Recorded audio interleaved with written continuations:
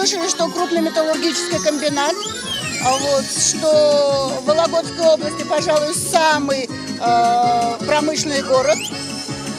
Ну, пока У вас классная хоккейная команда «Металлурги». Молодцы.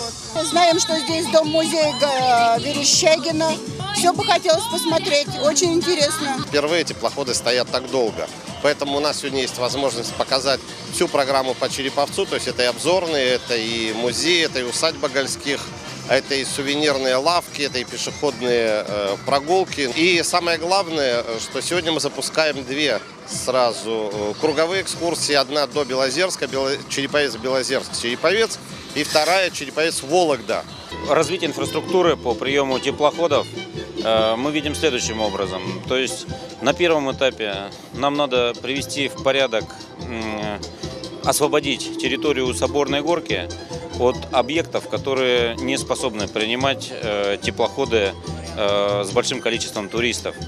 Далее мы видим планы инвестора компании «Конт» на строительство серьезного причального сооружения, серьезного комплекса по обслуживанию туристов в районе Соборной горки.